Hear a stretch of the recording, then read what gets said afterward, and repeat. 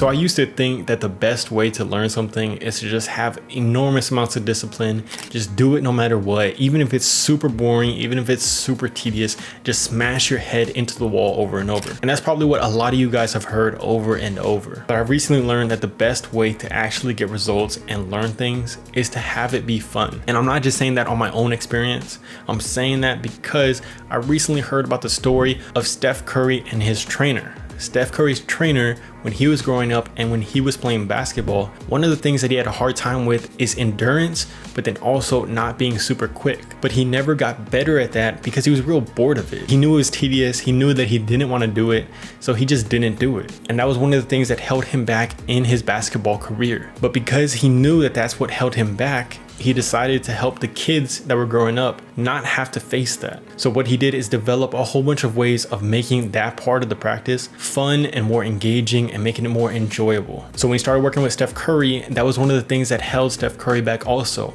When he was first coming into the draft, he wasn't super athletic, he wasn't super quick, and people thought that was gonna hold him back. But the trainer took that same exact philosophy into training Steph Curry. And there was always a time to beat and there was always a number to beat. And that was the thing that made it more enjoyable. Because I even remember seeing videos of Steph Curry running up and down the court and he would shoot shots over and over, just doing that. And when you see that, a lot of times the players would talk about how, oh my gosh, I don't know how he does that. That's crazy. That is just absurd that he's able to do that over and over. But thinking about it now, if there was a time to beat and if there was a number to beat, I can see how that would be more enjoyable because you're always trying to beat that time. You're always trying to beat that number. So you're going to be going hard. You're going to be locked in and focused. And now seeing Steph Curry, that's one of the most important parts of his game, that he can just run and run and run and not stop. He doesn't get tired. And that's the number one, probably one of the top things besides his 3-point shooting that people talk about with him. So when I realized that, I was like, okay, I'm not doing what I should be doing with my practice. When I was thinking about how I was practicing my talking on camera,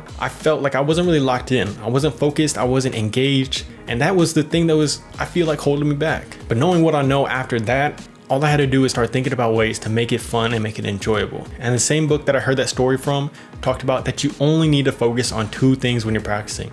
Number 1, how much fun am I having? And number 2, how focused/concentrated am I? So with my talking on camera, all I had to do is think of ways to do that. And for me, it ended up being uploading private videos on YouTube so I could kind of watch myself over. And it made it more like I had to lock in because I knew it was going to be on my private YouTube.